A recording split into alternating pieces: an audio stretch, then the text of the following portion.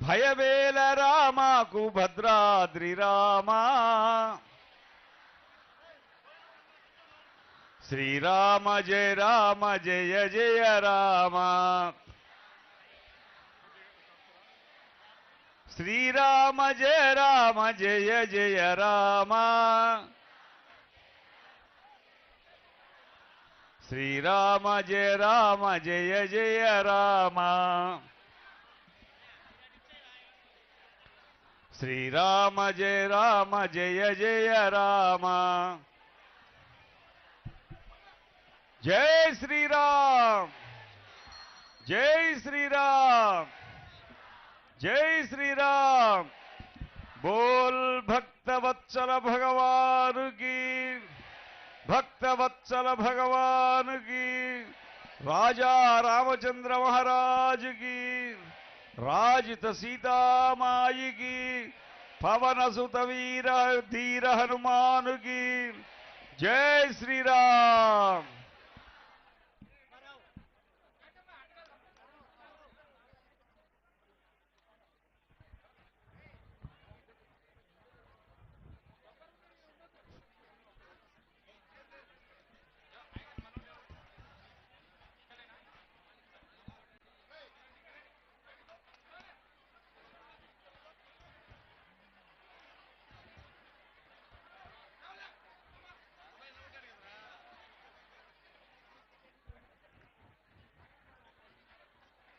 జై శ్రీరామ్ జై శ్రీరామ్ భండన భీముడార్తజన బాంధవుండుజ్వల బాణతూణ కోదండ కళా ప్రచండ భుజతాండవ కీర్తికి రామమూర్తికి రెండవ సాటి దైవమిక లేడు లేడు లేడటంచు ఘడగట్టి భేరికా డాండడ డాండ నినతంబుల జాండము నిండ మత్త వేదండమునెక్కి చాటెద దాశరథీ కరుణాపయోనిధి జై శ్రీరామ్ జై శ్రీరామ్ జై శ్రీరామ్ జై శ్రీరామ్ జై శ్రీరామ్ జై శ్రీరామ్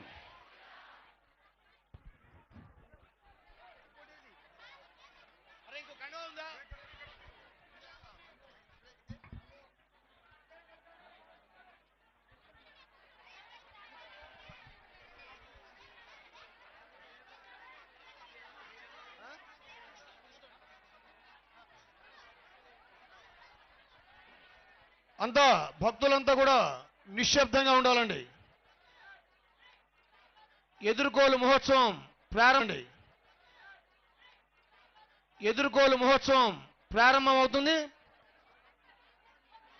మీరంతా నిశ్శబ్దంగా ఉంటే అందరికీ అర్థమవుతుంది. జరిగే కార్యక్రమాన్ని చూడాలి తప్ప మీలో మీరు మాటలాడకుండా కదా వచ్చింది ఇక్కడికి. ఇంత కష్టపడి వచ్చిందంతా కూడా దేనికోసం? ఇక్కడ జరిగే ఎదుర్కోలు మహోత్సవాన్ని అందరూ ఆలకించడానికి. మరి అలాంటిది మీరంతా కూడా మీలో మీరే మాట్లాడుకుంటే ఎలాంటి ఉపయోగం ఉండదు. కాబట్టి దయించి మనసులో శ్రీరామ శ్రీరామని మనసులో అనుకుంటూ ఇక్కడ జరిగే కార్యక్రమాన్ని అంతా కూడా శ్రద్ధగా ఆలకించవలసిందిగా కోరుతున్నాం. రాజా రామచంద్ర భగవాన్కి, సీతామాయికి, లక్ష్మణ స్వామికి, పవన సుత హనుమాన్కి, భద్రాద్రి రామ గోవింద, వైకుంఠ రామ గోవింద, ఓంకార రణ గోవింద. జై శ్రీరామ్ జై శ్రీరామ్ జై శ్రీరామ్.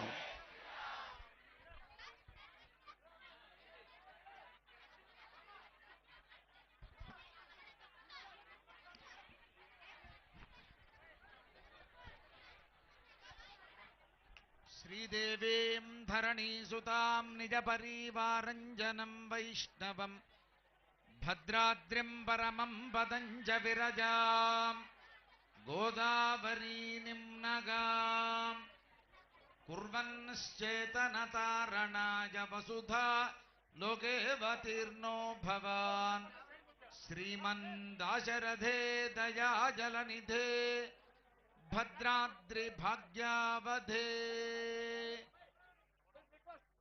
భద్రాచలంలో జరిగేటువంటి ఈ ఎదుర్కోలు మహోత్సవానికి విచ్చేసినటువంటి మీ అందరికీ శుభాహ్వానం పలుకుతున్నాం. మరి కొద్దిసేపట్లో ఇక్కడ ఎదుర్కోలు మహోత్సవం ప్రారంభమవుతుంది. ఈ ఎదుర్కోలు మహోత్సవంలో అమ్మవారి తరఫున దేవస్థానం స్థానాచార్య స్వామి అయినటువంటి కేఈ స్థలజాయి స్వామి వారు అమ్మవారి తరఫున అమ్మవారి వైభవాన్ని మనకి అందజేస్తారు. అదేవిధంగా స్వామివారి వైపు వశిష్ఠ స్థానంలో ఈ స్వామి వైభవాన్ని మనకు అందజేయడానికి అంతర్వేది కృష్ణమాచార్య స్వామి వారు మనకి స్వామివారి వైభవాన్ని అందజేస్తారు. అంతా శ్రద్ధగా ఆలకించండి. ముందుగా స్థానాచార్య స్వామి వారిని సత్కరించవలసిందిగా కోరుతున్నాం. జై శ్రీరామ్.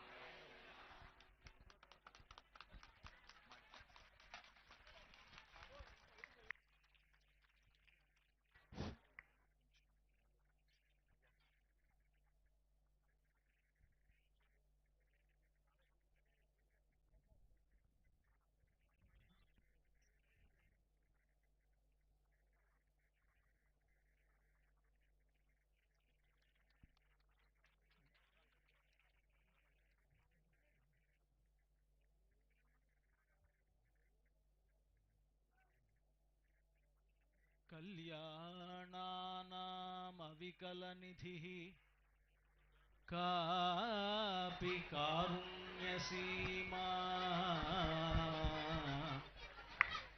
నిత్యామోదా నిగమశిరసాం మౌళిమందారమాలా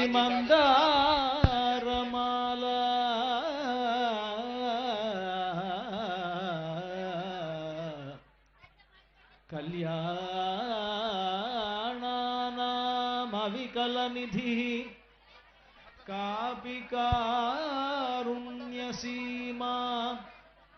నిత్యామోదా నిగమవచసాం మౌళిమందారమాలా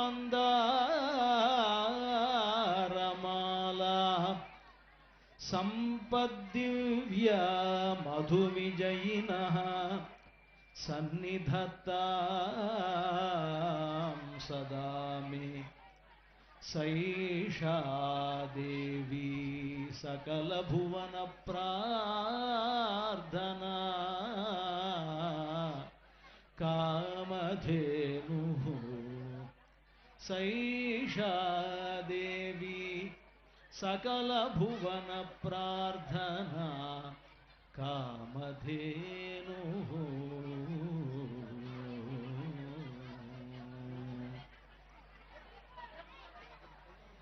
భగవద్బంధువులారా, ఎదుర్కోలు ఉత్సవంలో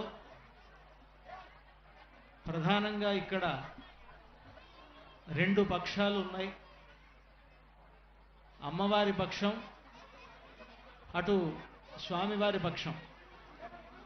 ఈ ఎదుర్కోలు ఉత్సవం ఎందుకు చేస్తారు అని అంటే, మన ఇళ్లల్లో పెళ్ళిళ్ళు చేసుకునేటప్పుడు కూడా మగ పెళ్లి వాళ్ళని ఆడపెళ్లి వాళ్ళు ఆహ్వానించి వారికి పానకం, స్వీట్లు ఇలాంటి ఇచ్చేటువంటి ఒక ఆచారం మనకున్నది.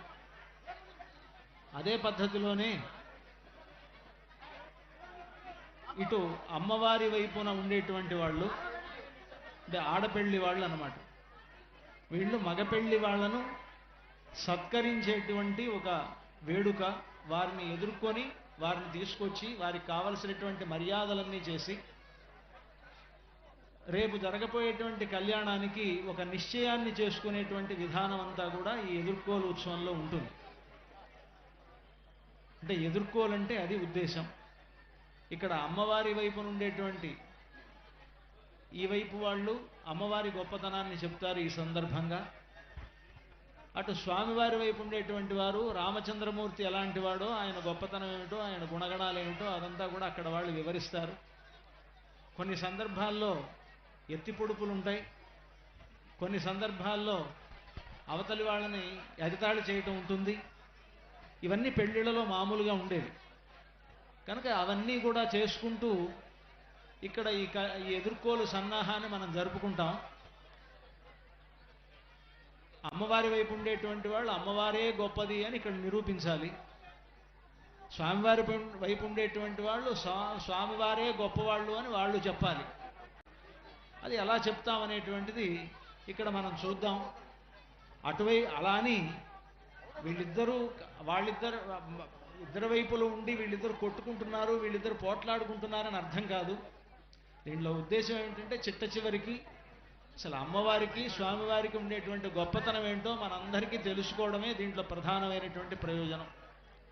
కనుక అంతా కూడా శ్రద్ధగా వినవలసిందిగా కోరుతూ ఉన్నాం.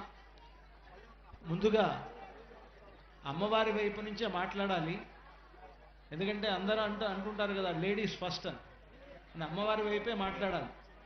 కానీ నేనే మాట్లాడాను కనుక ముందు అవతల వాళ్ళకి ఒక ఛాన్స్ ఇస్తున్నాం అన్నమాట. అమ్మవారు ఎప్పుడు ఛాన్స్ తీసుకోరు, ఇస్తే తీసుకోరు, ఆవిడే అందరికి ఇస్తుంది. అది అమ్మవారికి ఉండేటువంటి ఒక గొప్పతనం. కనుక వాళ్ళకి ఒక ఛాన్స్ ఇద్దాం. రాముడు ఎంత గొప్పవాడో వాళ్ళు నిరూపించుకోవాలి. కనుక రాముడి గొప్పతనాన్ని అవతల ఉండేటువంటి ఆ రాముడి పక్షంలో ఉన్నటువంటి కృష్ణమాచార్యులు గారు ప్రారంభిస్తారు.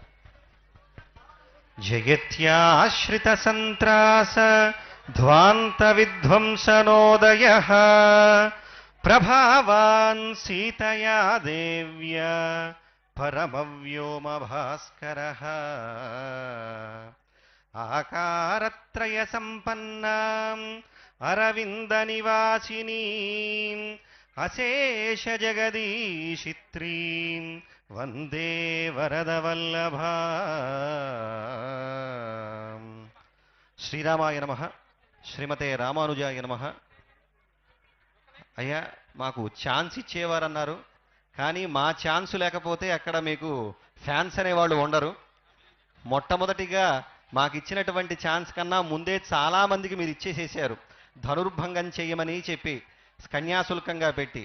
కాబట్టి మేము వచ్చిన తరువాతే మీకు ఆ ఛాన్స్ వచ్చిందంటే కన్యాదానం చేసేటువంటి అర్హత అనేటువంటి ఛాన్స్ మీరు దక్కించుకున్నారు. అది గమనించవలసిందిగా ప్రార్థన. మా ఊరికి వచ్చి మాకు మీరు ఛాన్స్ ఇవ్వడం ఏంటండి? ఇది మిథిలా నగరం.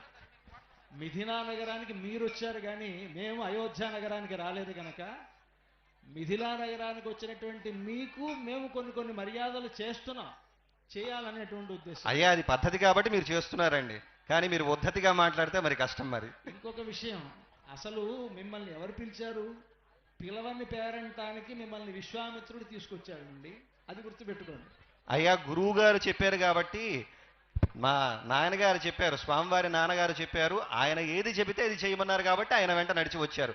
కాబట్టి గురువుకు గౌరవం ఇస్తూ ఆయన వినయశీలి కాబట్టి, సంపన్నుడు కాబట్టి రామచంద్రమూర్తి అలా రావటం జరిగింది. అంతే తప్ప పిలవని పేరంటం అంటూ ఏం లేదు, ఆయన పిలిస్తేనే వచ్చారు. లోకంలో కొంతమంది ఉంటారు, మర్యాద ఇవ్వకపోయినా మాకు మీరు మర్యాద ఇవ్వండి అని కోరుతూ అన్నమాట. అంటే వాళ్ళు కోరుకుంటారు. ఎట్లా అంటే ముందు వీళ్ళు వస్తూనే నేను చాలా గొప్పవాడిని అని చెప్పుకుంటూ వచ్చాడనుకోండి, వాళ్ళకి మర్యాద ఇవ్వాలేమో అని అనుకుంటారు అంతా కూడా.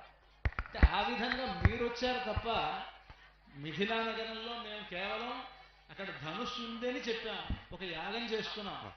ఆ యాగానికి పిలవకుండానే వచ్చాడు విశ్వామిత్రుడు, తనతో పాటు తన శిష్యులను తీసుకొచ్చాడు. సరే ఏదైతే ఏమిటి, మాకు కావాల్సింది ఇక్కడ ఆ ధనుస్సుని ఎవరైతే ఎక్కువ పెడతారో అలాంటి వాళ్ళకి మా అమ్మాయిని ఇద్దామని అనుకొని మేము ఎలాగో ఇక్కడ పణంగా పెట్టాం కనుక, పోటీ పెట్టుకున్నాం కనుక వచ్చినటువంటి వాళ్ళు మర్యాదగా మాట్లాడితే బాగుంటుంది. వచ్చిన వారికి మర్యాద చేయటం మీ పద్ధతి అండి, కాబట్టి మర్యాదగానే మాట్లాడతాం. మా మర్యాద మేము దక్కించుకుంటాం. మా స్వామికి ఉన్న పేరే మర్యాద పురుషోత్తముడని. హద్దు తెలిసిన వాడు, హద్దు దాటని వాడు. కాబట్టి మా హద్దులో మాకుండటం ఆయనకి ఉన్నటువంటి సుగుణం, అది గుర్తుపెట్టుకోండి. ఆయన మంచివాడే, కానీ ఆయన తరఫు వాళ్ళ గురించి మాట్లాడుతున్నాం. అయ్యా ఆయన తరఫులో వచ్చినప్పుడు కూడా వారిని కూడా గౌరవించడం, అంటే పెళ్లి కొడుకు వచ్చారనుకోండి, పెళ్లి కొడుకుతో పాటు ఉన్నటువంటి వారిని కూడా గౌరవించడం మీ సత్కారం. అది కాకుండా మీరే మా స్వామి యొక్క గొప్పతనాన్ని అనుకున్నారు. శతానంద స్థానంలో తమరున్నారు. మా స్వామివారి యొక్క మహిమేంటో మీకు తెలుసు. మీ తల్లిగారికి మా స్వామివారి యొక్క పాదరయస్సు జరగకపోతే శాప విమోచనం కాదు. కాబట్టి వారి యొక్క గొప్పతనం ఏంటో మీకు తెలుసు, వారు మర్యాద కలిగిన వారో లేదో మీకు తెలుసు. అందుకనే కదా మీకు ఛాన్స్ ఇచ్చింది. మళ్ళా ఛాన్స్ అంటున్నారండి. మిమ్మల్ని మాట్లాడమని.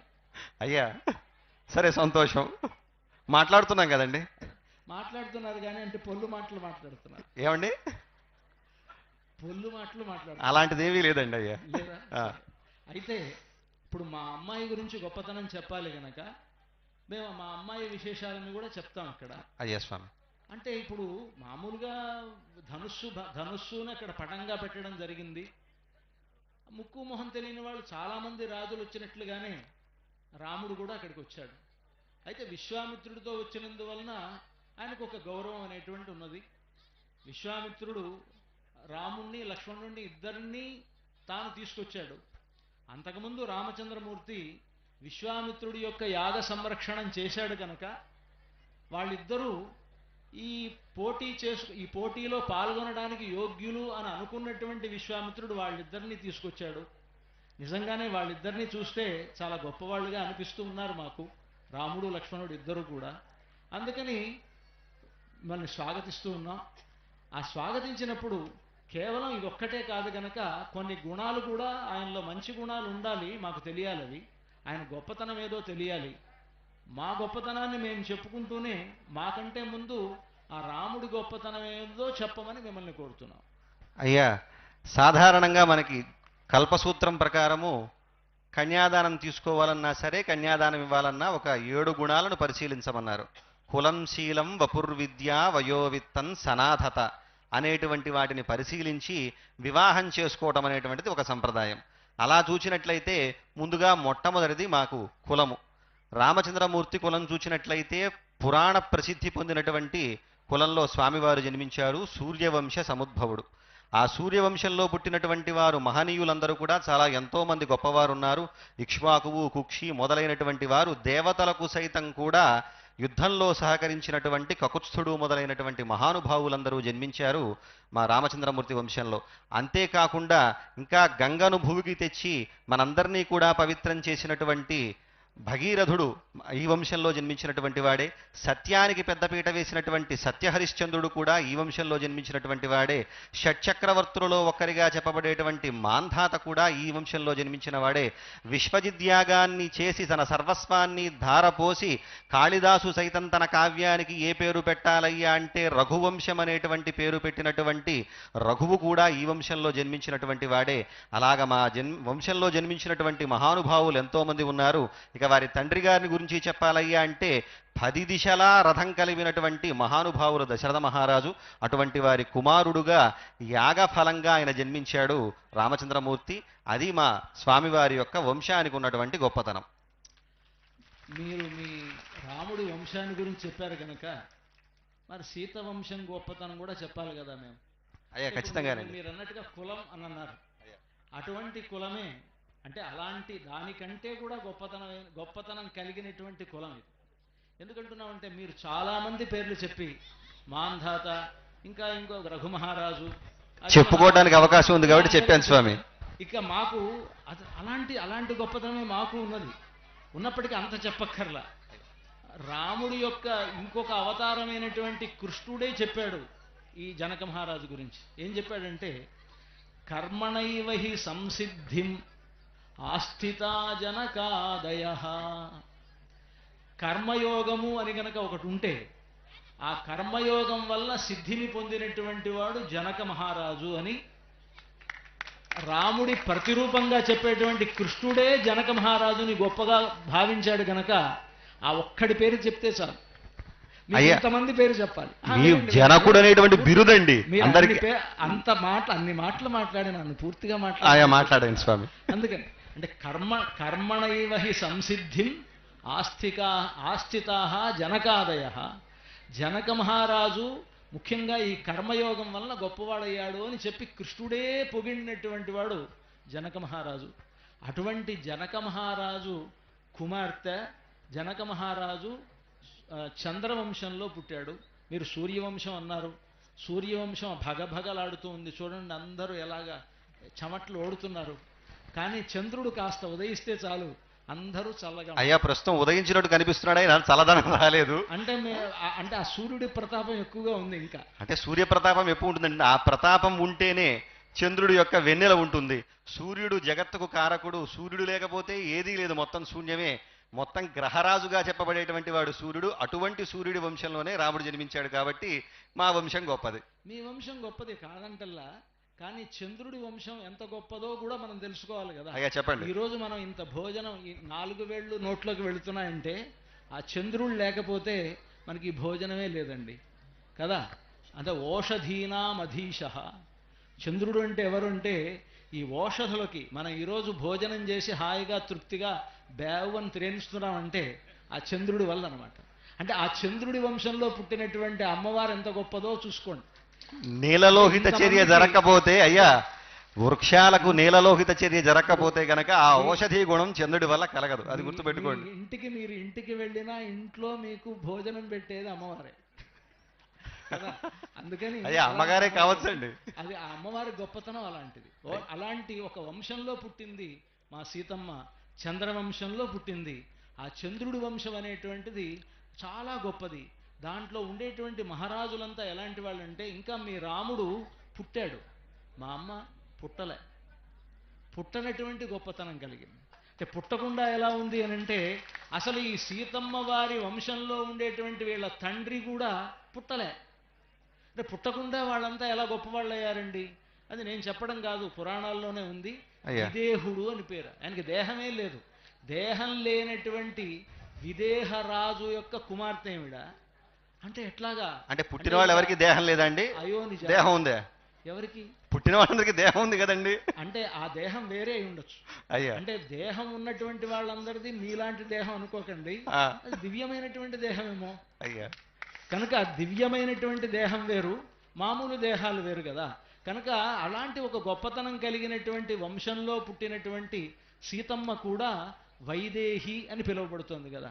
ఆ వైదేహి అనే పేరు ఎందుకు వచ్చింది అంటే, ఆ విదేహ వంశంలో పుట్టినటువంటి ఆవిడ గనక విదేహ వంశంలో పుట్టినటువంటి సీతమ్మకు వైదేహి అని పేరు. పైగా ఆవిడ, మీరిందాక రాముడు పుట్టాడన్నారు, దశరథ మహారాజుకు పుట్టాడు అన్నారు. సీతమ్మ వారు పుట్టలేదు, అందుకని ఆవిడకి అయోనిజ అని పేరు. అయోనిజ అయినటువంటి సీతమ్మ ఎంత గొప్పది అని అంటే అయోనిజ ఎలా ఉంటుంది? పుట్టకుండా ఎలా ఉంది అంటే భూమి నుంచి అలా ఆవిర్భవించింది అని అర్థం. కనుక ఆవిడ యొక్క దివ్యత్వం అనేటువంటిది పరిపూర్ణంగా ఆవిడ అవతారం నుంచి ఉన్నది కనుక ఎలా చూసినప్పటికీ సీతమ్మ సీతమ్మే. అయ్యా అయోనిజత్వం అంటే గొప్పదంటున్నారు, అంతే కదండి? అంతే కదా. పాపం అని తప్పించుకుని అవన్నీ గర్భవాసాది దుఃఖం అన్నట్లుగా వాటన్నిటినీ తప్పించుకుని వచ్చింది. కానీ మా రాముడు అలా కాడు, చెప్పినట్లుగా మానవుడిగా జన్మిస్తాడన్నాడు కాబట్టి తతశ్చ ద్వాదశే మాసే అని చెప్పినట్లుగా 12 నెలల పాటు గర్భవాసాన్ని అనుభవించి సామాన్య మానవుడు ఎలాగైతే జన్మించాడో అలాగే జన్మించాడు. మానవులకు ఆదర్శపాత్రుడుగా నిలవాలనుకున్నాడు కాబట్టి వాళ్ళందరినీ కూడా గొప్పనైనటువంటి ధర్మ మార్గంలో నడిపించాలనుకున్నాడు కాబట్టి అదే విధానంతో ఆయన పుట్టడం జరిగింది. అంతేకాకుండా ఇప్పుడు అయోనిజత్వం మీరు గొప్పగా చెబుతున్నారు స్వామి, అది ఎప్పుడో త్రేతాయుగంలోని మాట. కలియుగం చూసినట్లయితే పాపం వైద్యుల చలవ అని చెప్పి చాలా మంది 90% అందరూ కూడా అయోనిజులుగానే పుడుతున్నారు. ఎట్లా? ఆపరేషన్ చేసి తీస్తున్నారు కదా స్వామి. అంటే ఆపరేషన్ చేసి తీసినా దాన్ని అయోనిజత్వం అనరు స్వామి. అయ్యా అయోనిజత్వం యోనిజత్వమే అంటారు ఎట్లాగొచ్చినా. కనుక అలా కాదు, అలా మనం అలా పొరపాటు పట్టడానికి అవకాశం లేదు. అలాంటివి ఏమీ లేకుండా భూమి నుంచి ఆవిర్భవించినటువంటి ఒక గొప్పతనం కలిగినటువంటిది సీతమ్మ. అది అంటే రాముడికి లేని ఒక గొప్పతనం సీతమ్మకు ఉంది. అది గొప్పతనం కాదు స్వామి, ఆయన ఇందాక చెప్పుకున్నట్లుగా ఆవిడ షార్ట్కట్లో వచ్చేసిందేమో కానీ స్వామి దాదాపుగా ఇందాక మనం చెప్పుకున్నట్లుగా గర్భవాసాది దుఃఖాన్ని అనుభవిస్తూ వచ్చాడు కాబట్టి స్వామి కూడా గొప్పవాడే. మీరే ఆ దుఃఖం అనుభవిస్తున్నాడు అన్న తర్వాత దుఃఖం ఉన్న వాళ్ళని గొప్పగా ఎలా భావిస్తాం? దుఃఖాన్ని కూడా దాటినటువంటి వాళ్ళని కదా మనం గొప్పవాళ్ళు అంటాం. దుఃఖం దాటిన తర్వాత కదా స్వామి సుఖం వచ్చేది. దుఃఖం దాటడం కంటే ఇప్పుడు దుఃఖపడుతూ ఉన్నాడు ఆయన, కానీ సీతమ్మకి దుఃఖమే లేదు. పోలేండి, సంతోషం, ఒప్పుకుందాం. తర్వాత దానికి వెళదాం. చెప్పండి అయ్యా. తర్వాత కులం శీలం. శీలం అంటే ఇంకా సీతమ్మ వారి శీలం గురించి చెప్పాల్సిన అవసరమే ఉంది. మీ రాముడే పరీక్షించాడు కదా. అంటే ఎత్తి పొడిపిది అంటే సీతమ్మ శీలం మీ రాముడే పరీక్షించాడు కదా. ఆ పరీక్షించినప్పుడు కూడా దేవతలంతా ఏం చెప్పారు అని అంటే, మా ప్రాకృత ఇవ, నువ్వు ఒక ప్రాకృతుల్లాగా ఒక మామూలు మనిషిలాగా ఏంటయ్యా సీతమ్మని ఇలా పరీక్షిస్తావు? సీతమ్మ గురించి నీకు తెలీదా? సీతమ్మ గొప్పది అనేటువంటి విషయం నీకు తెలీదా? నువ్వెవరివి, సీతమ్మ ఎవరు అని ఇంతమంది చెప్పినా సీతమ్మని పరీక్షించాడు, ఇంకా పరీక్షిస్తూనే ఉన్నాడంటే ఎంత అజ్ఞాని రాముడు అని అనుకుంటున్నాం మేము. అయ్యా అక్కడ అజ్ఞాని కాదండి, చాలా జ్ఞాని. రాముడుకు తెలిసినటువంటి ధర్మ సూక్ష్మం ఎవరికీ తెలియదు. ఆ సూక్ష్మ ధర్మాన్ని తెలిసినటువంటి వ్యక్తి ఎవరైనా ఉన్నాడంటే రామచంద్రమూర్తే. తనను తాను తగ్గించుకుని సీతాదేవికి గొప్పతనం తెలియాలని, తర్వాత ఎవరైనా అవాకులు చవాకులు ఏవైనా మాట్లాడతారేమో అని చెప్పి అగ్నిపునీత సీత అనేటువంటి మాట ఆమె కీర్తికి కలగటానికి కారకుడు ఎవరయ్యా అంటే రామచంద్రమూర్తే. తనను తాను తగ్గించుకున్నప్పటికీ కూడా సీత యొక్క ఔన్నత్యాన్ని పెంచి ఆమె సత్శీలాన్ని లోకానికి చాటి చెప్పినటువంటి మహనీయుడు రామచంద్రమూర్తి. సంతోషం. అంటే అలా చెప్పాడు, కానీ అసలు శీలం అంటే అలా మనం అర్థం చేసుకోవడం కంటే శీలము అంటే ఇంకొకళ్ళతో తాను గొప్పగా ఉన్నా తనకంటే తక్కువ వాళ్లతో కలిసిమెలిసి ఉండడం అనేటువంటి ఆ గుణం మా రామచంద్రుడికి చాలా ఉందండి. చెప్తాను. సీతమ్మ వారు సౌశీల్యం అంటున్నాం. ఆ సౌశీల్యం సీతమ్మ వారి గురించి చూస్తే ఆవిడ తనకంటే చాలా తక్కువ వాళ్లతో కూడా కలిసిమెలిసి ఉండేటువంటి ఒక గొప్పతనం కలిగినటువంటిది సీత. పైగా ఆవిడ రాక్షస స్త్రీలతో కలిసిపోయి ఉంది. రాక్షస స్త్రీలు అలాగా మునిపత్నులతో కలిసిపోయి ఉన్నది. అత్రి అనసూయల దగ్గరికి వెళ్ళినప్పుడు అనసూయాదేవితో కలిసిపోయి ఉంది. రాజస్త్రీలతో ఉన్నప్పుడు అక్కడ ఆ అంతఃపురంలో రాజస్త్రీలతో అందరితో కలిసిపోయి ఉన్నది. అంటే సీతమ్మ వారు ఎలా ఉన్నది అని అంటే వానర స్త్రీలతో కలిసి ఉన్నప్పుడు వానర స్త్రీలతోనూ కలిసిమెలిసి ఉన్నది. అంటే శీలము అని అంటే మన పెద్దవాళ్ళు చెప్పేటువంటి నిర్వచనం ఏమిటంటే మహతః మందై సహ నీరంధ్రేణ సంశ్లేష సౌశీల్యం అని. గొప్పవాళ్ళు తనకంటే తక్కువ వాళ్లతోటి తాను ఎంత గొప్పవాడైనా ఆ గొప్పతనాన్ని మరిచిపోయి ఎదుటి వాళ్ళతో కలిసిపోయి ఉండేటువంటి లక్షణం అది సీతమ్మ వారిలో మెండుగా ఉంది, కానీ రాముడిలో కనిపించట్లా. అదేమీ లేదు స్వామి, చాలా మెండైనటువంటి వాడు రామచంద్రమూర్తి. ఎంత మెండైనటువంటి వాడయ్యా అంటే తాను చక్రవర్తి కాకముందే జనం యొక్క కోరికలను తెలుసుకున్నాడు. అంతేకాదు వాళ్ళలో కలిసిమెలిసిపోయి వాళ్ళ కష్ట సుఖాలను పంచుకున్నాడు. అంతేనా, ఇప్పటికీ కూడా మనం చాలా గొప్ప పాత్రలుగా చెప్పుకునేటువంటి రామాయణంలో చాలా చిన్న చిన్న పాత్రలైనటువంటి గుహుడు కావచ్చు, ఎక్కడో పడవలు నడుపుకునేటువంటి వాడిని ఆత్మ సమసకుడు అని చెప్పాడయ్యా అంటే ఎంత సౌశీల్యం కలవాడండి. అంతేకాకుండా రాక్షసులతో కూడా కలిసిమెలిసాడు పాపం. వినండి స్వామి, అయ్యా అసలు ఆయన హనుమంతుల వారు వచ్చారు, హనుమంతుల వారు పరిచయం చేసుకుంటున్నారు రాముణ్ణి.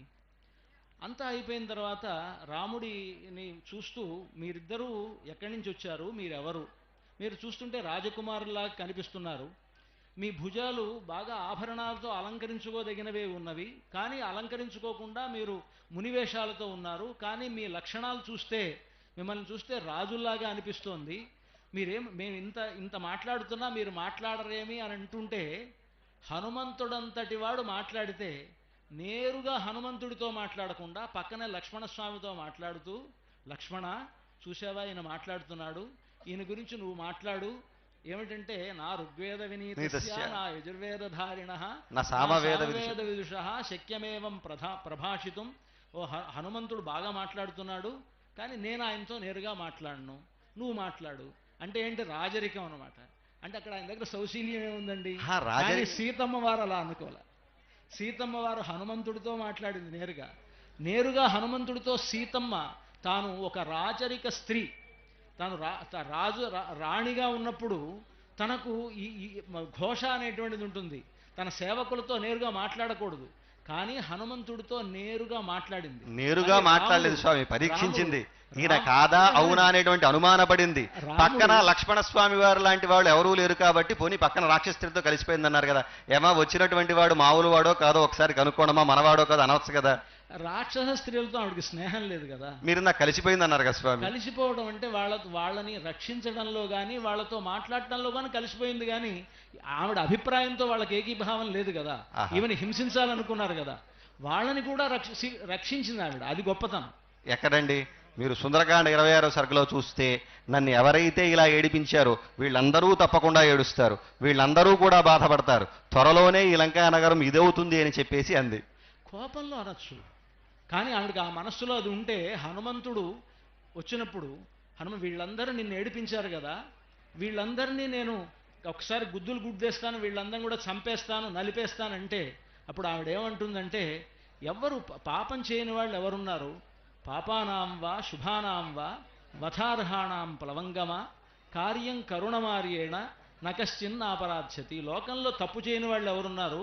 వీళ్ళు రాజసంశ్రయవశ్యానాం, వీళ్ళు రావణాసురుడితో కలిసి ఉన్నప్పుడు రావణాసురుడు చెప్పిన మాట విన్నారు. ఇప్పుడు విభీషణుడు పరిపాలనలోకి వచ్చారు కదా, ఇప్పుడు విభీషణుడు మాట విని వీళ్ళందరూ చక్కగా ఉంటారు అన్నది. అయ్యా, జయించిన తర్వాత శాంతి పన్నాలు ఎన్నన్నా చెప్పచ్చండి. జయించిన తర్వాత శాంతి పన్నాలు ఎన్నన్నా చెప్పచ్చు. ముందు చూసినా ఆవిడ కోపంతో అన్నా అన్నది కదా. కారుణ్యమూర్తి అయితే కనుక మాట్లాడిందా లేదా? ఆవిడ కారుణ్యం ఎంత చెప్పాలి అని అంటే, రావణాసురుణ్ణి కూడా భస్మం చేయగలిగిన శక్తి కలిగినది సీతమ్మ. అయిన స్వామి, కానీ రావణాసురుని కూడా ఏం చేయలే. ఎందుకంటే పతికృత రిపు పాతన ప్రతిజ్ఞా దళన భయాత్ అహితే ప్యదత్త శాపం.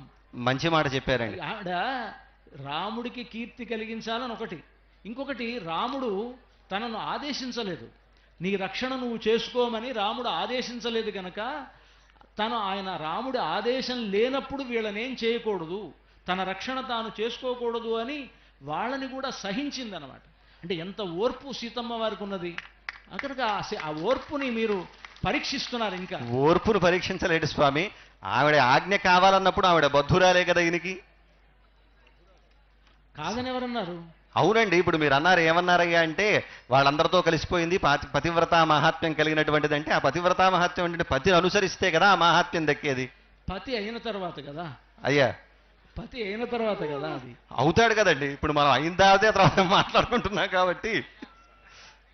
ఇప్పుడు ఇక్కడ మనకి గుణాల్లో ఆయన కంటే ఈవిడకే ఎక్కువ ఆ గొప్పదనం ఉన్నది, సౌశీల్యం ఉన్నది అని చెప్పడం ఇక్కడ నా ఉద్దేశం. ఉందా లేదా మీరు ఒప్పుకోవాలి. అక్కడ ఉందండి. మాకు మా స్వామి వారికి ఉంది, ఆమెకి ఉంది. సీతమ్మ వారికి ఉన్నంత లేదేమో అని అది మీరు మళ్ళా చూసుకోండి. అక్కడ వరకు వచ్చినంత మళ్ళా పొడుస్తున్నారు. ఇందాక హనుమంతుడితో నేరుగా రాముడు ఎందుకు మాట్లాడలేదు? ఏదండి, రాముడు మాట్లాడొచ్చు కదా. మాట్లాడొచ్చు, కానీ వచ్చినటువంటి వాడి యొక్క గొప్పతనం తమ్ముడికి కూడా తెలియాలనేటువంటి విషయంతో ఆయన అలా చెప్పాడు.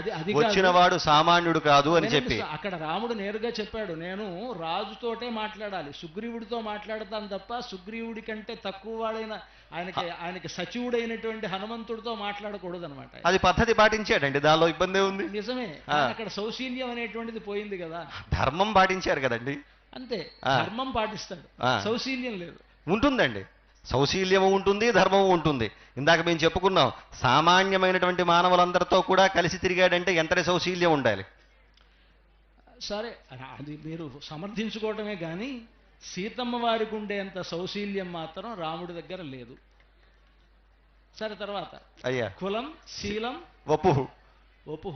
ఇంకా సీతమ్మ వారి గురించి ఏం చెప్పాలి? ఆ వపుహు అని అంటే అలాంటి సౌందర్యం ఇంకోటి ఉండదు. హిరణ్యవర్ణాం హరిణీం సువర్ణరజతస్రజాం. ఆవిడెవరు అని అంటే పూర్తి హిరణ్యవర్ణ, బంగారు మేని వంటిదనమాట. శ్రీమన్మైథిల రాజరాజతనయాం వంద్యాం జగన్మాతరం భౌమీం భూమిభరాపహారి తరుణీం కారుణ్యకల్లోలినీం బ్రహ్మాణీ గిరిజా రమాదిమహితాం శ్రీవైష్ణవానాం సతాం ఆచార్యాం ప్రథమాం తడిన్మయతనుం సీతాం శ్రేయసే. తడిన్మయతనుం, అమ్మవారు ఎలాంటిదంటే బంగారు తీగ, బంగారు మెరుపు తీగ అనమాట. తడిన్మయతనుం, ఒక్కసారి ఆకాశంలో మెరుపు మెరిస్తే ఎటువంటి ఒక కాంతి ఉంటుందో. ఆ తీగ మెరవాలయ్యా అంటే దానికి సంబంధించినటువంటి వెనక్కి బ్యాక్గ్రౌండ్ కావాలి కదండి. ఆ బ్యాక్గ్రౌండ్ ఎవరయ్యా అంటే మా స్వామి. ఆమెకు ఆ మెరుపు కలగాలన్నా, మెరుపు రావాలన్నా, మెరుపు అందం తెలియాలన్నా కూడా నీలమేఘశ్యాముడైనటువంటి రామచంద్రమూర్తి మీదే ఆమె శోభిస్తుంది తప్ప పక్కన శోభించేటువంటిది ఇది కాదు. ఆకాశం అనేటువంటిది ఆయన ఇప్పుడు మేఘం ఉంటే మేఘం కదా, మేఘంలో మెరుపు మెరుస్తుందా, మెరుపు వల్ల మేఘం వస్తుందా, ఏమిటిదంతా నాకు అర్థం కావాలి. ఇప్పుడు మేఘం నీటి యొక్క సమూహంతో ఏర్పడేటువంటిది ఇది, మేఘాల తాకిడి వల్ల ఏర్పడేటువంటిది మెరుపు. ఓకే, ఇప్పుడు అక్కడ ఆయన లేకపోతే ఇప్పుడు మెరుపు మెరవదని మీ అంటే ఉద్దేశం? ఏమీ లేదండి. ఇప్పుడు బంగారం యొక్క గొప్పతనం తెలుసుకోవాలంటే ఏం చేస్తారంటే గీటు రాయి మీద గీస్తారు. అలా గీటు రాయి మీద గీసిన దానటువంటి ఇది బంగారమా కాదా అని చెప్పింది. మీరు మెరుపు తీగ అన్నారు. ఆ తీగని పరీక్షించాలంటే ఏం కావాలి? గీటు రాయి కావాలి. అదిగోండి ఆ గీటు రాయి ఎవరయ్యా అంటే మా స్వామి. సరే ఆ మాత్రం చెప్తే సరిపోదండి. అయ్యా అందం అనేటువంటిది కావాలి. ఇప్పుడు మనం ఇక్కడ చూస్తోంది ఏంటంటే గీటురాయి గీస్తామా, లేకపోతే పెళ్లి అయిపోయిన తర్వాత ఇప్పుడు పరీక్ష జరుగుతుంది కాబట్టి ఆ రాయో ఈ రాయో చెప్పుకుంటున్నామండి. సౌందర్యం ఇప్పుడు మనకు కావాలి. వపుహు అని మీరు అన్నారు. ఆ వపుహు అనేటువంటి దాంట్లో సౌందర్యం అనేటువంటిది సీతమ్మ వారిలో ఎక్కువ. బంగారము వంటి కాంతి కలిగినటువంటిది. ఇటువంటి సౌందర్యం ఆయనలో ఉందా లేదా? ఇంతకంటే గొప్ప సౌందర్యమా? అంటే ఆయన వల్ల ఈవిడ మెరుస్తుంది ఇవి కాదు కదా ఇక్కడ కావాల్సింది. ఆయన సౌందర్యవంతుడేనండి. పాపం తెలిసినటువంటి ఆవిడ. ఇందాక మీరు ఆంజనేయ స్వామిని ఉదాహరణ చెప్పారు. వచ్చిన తరువాత మా స్వామి యొక్క గుణగణాలు చెప్పవలసిందయ్యా, అందం గురించి చెప్పవలసిందయ్యా అంటే 32 సాముద్రిక లక్షణాలు చెబుతారండి. ప్రపంచంలో ఏ వ్యక్తికి లేనటువంటి ఏకైకంగా రాముడికే ఉన్నటువంటి లక్షణాలు ఏవయ్యా అంటే ఆ 32 సాముద్రిక లక్షణాలు. నఖశిఖ పర్యంతము కూడా సాముద్రిక శాస్త్రం ఏది ఎలాగైతే చెప్పిందో అటువంటి గుణ స్వరూప సంపద కలిగినటువంటి వాడు రామచంద్రమూర్తి. అంతేకాకుండా ఆయన చెప్పినట్లుగా షణ్ణవత్యంగుళ అని చెప్పినట్లుగా 96 అంగుళాల ఎత్తుట అంటే సుమారు 8 అడుగుల ఎత్తు మా స్వామివారు. ఆజానుబాహుత్వం అనేటువంటిది ఇంకా మిగతా ఎక్కడా మనం చూడలేం. అంటే మనం కూర్చుంటే మోకాళ్ళ వరకు చేతులు అందటం కాదు, నుంచున్నా కూడా చేతులు జాచితే మోకాళ్ళ వరకు ఉండేటువంటి విధానాన్ని మనకి ఆజానుబాహుత్వం అంటారు. అదిగోండి అటువంటి ఆజానుబాహుడు. ఇక దాని గురించి రూపం గురించి చెప్పాలయ్యా అంటే చంద్రవత్ ప్రియదర్శన, చంద్రుడిలాగా అందరికీ ఆనందాన్ని అందించేటువంటి వాడు రామచంద్రమూర్తి. ఆయన సౌందర్యం అంతా ఇంత అని చెప్పలేము, ఎంతో ఉన్నది. శతకోటి మన్మథాకార అన్నట్లుగా 100,000 కోట్ల మన్మధులకి యొక్క అందం ఎంతైతే ఉందో అంత అందం కలిగినటువంటి వాడు రామచంద్రమూర్తి. కానీ అక్కడ ఈ అందం అనేటువంటి దాని గురించి చెప్పేటప్పుడు శంకరాచార్య వారు చెప్తారు, ఆమీలితాక్షమధిగమ్య ముదా ముకుందం ఆనందకందమనిమేషమనంగతంత్రం. ఆయనే నోరు వెళ్ళబెట్టుకుని చూస్తున్నాడు సీతమ్మ వారిని అంటుంటే మరి ఈవిడ అందమైందా ఆయన అందమైన వాడా? ఆయన నోరు వెళ్ళు పెట్టుకునేటువంటి గుణం మా రాముడికి కాదండి. ఎవరిని చూసినా కూడా అలా నోరు వెళ్ళబెట్టేటటువంటి గుణం మా రాముడి చంద్ర దగ్గర లేదు. ఎంతటి అందగత్తె వచ్చినా సరే ఆయన అలా ఉండేటువంటి వాడే తప్ప. ఇప్పుడు శంకరాచార్య వారు చెప్తున్నారండి, అయ్యా అది వారి భావన కావచ్చేమో. అనంగతంత్రం అని అంటున్నారు ఆయన. అంటే ఏమిటి? అలాగా అంత ఆయన్ని కూడా మోహింపజేస్తుంది కదా అలాంటి అందం. ఇప్పుడు ఇంకొకటి చెప్తారు, ఎట్లా అంటే చాలామంది ఆసంసారం వితతమఖిలం వాంగ్మయం యద్విభూతి. లోకంలో బ్రహ్మ సరస్వతులు వాళ్ళిద్దరూ మంచి జంట అంటాం. సరస్వతీదేవిని చూసి బ్రహ్మదేవుడు ఆయన మా భార్య చాలా అందమైనది అని చెప్పి సరస్వతీదేవి మీద ఆయన మోహపడుతున్నాడు అంటే సరస్వతీదేవికి అటువంటి ఒక అందాన్ని ఇచ్చింది ఎవరు అని అంటే ఈ లక్ష్మీదేవే, సీతమ్మ వారే. ఈ సీతమ్మ వారి వల్లనే సరస్వతీదేవికి అలాంటి అందం వచ్చిందట. ఆసంసారం వితతమఖిలం వాంగ్మయం యద్విభూతి యద్భ్రూభంగాత్ కుసుమధనుష కింకరో మేరుధన్వా. పరమశివుడు చాలా గొప్పవాడు, మంచి ఇంద్రియ నిగ్రహం కలిగినటువంటి వాడు. అలాంటి వాడు పార్వతీదేవి అంటే చాలా ప్రేమ ఆయనకి. ఎందుకంత ప్రేమ ఏర్పడింది పరమశివుడికి అనంటే మేరుధన్వ కింకరః పుష్పధన్వన. పుష్పధన్వ అంటే మన్మధుడు పుష్పధనుస్సు కలిగినటువంటి వాడు. పుష్పధనుస్సు కలిగినటువంటి మన్మధుడికి కింకరో మేరుధన్వ, పరమశివుడు కింకరుడయ్యాట. ఎలాగా అంటే పార్వతీదేవి మీద మోహంతో. అంటే ఒక పార్వతీదేవి మీద పరమశివుడికి మోహం కలిగిందంటే మన్మధుడి బాణం పనిచేసింది అని అర్థం. కనుక అలాంటి ఒక గొప్పతనం పార్వతీదేవికి కలిగిందంటే అది కూడా ఈవిడ వల్లే. నేను చెప్పింది కాదు, నేను చెప్పిన మాట కాదు కదా, నా సొంత మాటలైతే మీరు కొట్టేయచ్చు. పూర్తిగా వినండి. ఆసంసారం వితతమఖిలం వాంగ్మయం యద్విభూతి యద్భ్రూభంగాత్ కుసుమధనుష కింకరో మేరుధన్వా యస్యాం నిత్యం నయనశతకైః ఏకలక్ష్యో మహేంద్ర పద్మే తాసాం పరిణతిరసౌ భావలేశైస్త్వదీయై. ఆ అమ్మవారు అలా కడగంటి చూపుతో ఎవరినైతే చూస్తుందో ఆ చూసేటువంటి వాళ్ళలో లక్ష్మీకళ ఉట్టిపడుతుంటుంది. ఎవరిలో లక్ష్మీకళ ఉట్టిపడుతుందో వాళ్ళని చూస్తే మోహం మనకు కలుగుతుంది. అంటే ఆవిడంత అందమైనది, ఆవిడ చూపులకే అంత శక్తి ఉంటే ఆవిడ చూపుల వల్లనే సరస్వతీదేవికి బ్రహ్మదేవుణ్ణి వశం చేసుకున్నంత గొప్పతనం వచ్చింది. ఈవిడ చూపు వల్లనే పార్వతీదేవికి పరమశివుణ్ణి వశం చేసుకునే శక్తి వచ్చింది. ఈవిడ చూపు వల్లనే శచీదేవికి ఇంద్రుణ్ణి వశం చేసుకునేటువంటి శక్తి వచ్చింది. ఇంకా అమ్మా నీ గొప్పతనం, నీ కంటి చూపులకే ఇంత గొప్పతనం ఉంటే ఆవిడకి ఎంత గొప్పతనం ఉంటుంది. కనుక ఆవిడ అందం ఎలాంటిది అని అంటే ఆయన్ని కూడా అలాగా అనంగతంత్రం అలా నోరు వెళ్ళబెట్టుకుని చూసేట్లుగా చేస్తోందన్నమాట. కనుక ఆయన సౌందర్యం గొప్పదా ఈవిడ సౌందర్యం గొప్పదా అంటే చెప్పిన తనుహు అంటే ఆ సౌందర్యం ఆవిడదే, అందం అంటే ఆవిడదే, రాముడిది కాదు. మీరు పక్కన వాళ్ళని మాట్లాడిస్తే మాట్లాడతామండి. అయ్యా అందం అని చెప్పేసి అమ్మవారిదని చెప్పన్నారు, కానీ ఇందాక శివుడి గురించి చెప్పాడు. ఆ శివుడు కూడా నిత్యం కూడా ఎవరిని ఆనందంగా చేసుకుంటుంటాడయ్యా అంటే ఆ రాముణ్ణే స్మరిస్తూ ఆనందంగా ఉంటాడు. ఆవిడ పార్వతిని చూచినా సరే, పార్వతి ఆయన్ని చూచినా సరే, ఈయన నిత్యం కూడా ఆనందపడేది ఎవరినయ్యా అంటే రాముణ్ణి హృదయంలో నింపుకున్నటువంటి వాడు ఈయన. అలాగే ఇంద్రాది దేవతలందరూ కావచ్చు, లేకపోతే బ్రహ్మ కావచ్చు, మొదలైనటువంటి వారందరూ కూడా ఈయన యొక్క అనుగ్రహం వల్లే తమ పదవుల్ని పొందారు, తమ విధానాన్ని పొందారు. అయినప్పటికీ కూడా రామచంద్రమూర్తికి మించినటువంటి సౌందర్యవంతుడు ఇంకొకడు లేదు. ఎందుకయ్యా అంటే పుంసాం మోహన రూపాయ పుణ్యశ్లోకాయ మంగళం అన్నట్లు కూడా ఇక్కడ అయ్యా అక్కడ అదే స్వామి చెప్పనివ్వండి. ఇక్కడ పుంసాం అంటే కేవలం పురుషులకే మోహం కలిగిస్తాడంటే కాదు. మనకి వేదాంత శాస్త్రంలో చూస్తే సమస్త ప్రకృతి మొత్తం స్త్రీప్రాయము, భగవంతుడు ఒక్కడే పురుషప్రాయం. కాబట్టి అటువంటి వారందరికీ కూడా ఆనందాన్ని అందించేటువంటి వాడు, అందరికీ కూడా రమించువారెవరురా రఘూత్తమానిను వినా అన్నట్లుగా రాముడి కన్నా ఆనందాన్ని పందించేవాడు, అందంగా ఉన్నటువంటి వాడు మరొకడు లేడు.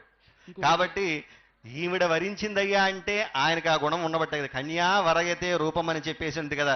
కాబట్టి ఆవిడ వరించిందయ్యా అంటే ఈయనకి రూపవంతుడే కదా. ఇంకొకటి చెప్తాను అమ్మవారి అందం గురించి చెప్పాలి కనుక పోతన గారు చెప్పారు, మనకి లోకంలో ఎవరైతే ప్రధానమైన వాళ్ళని చెప్పి ఆ ప్రధానమైన వాళ్ళతో ఉండేటువంటి వాళ్ళని అప్రధానంగా చెప్తారు.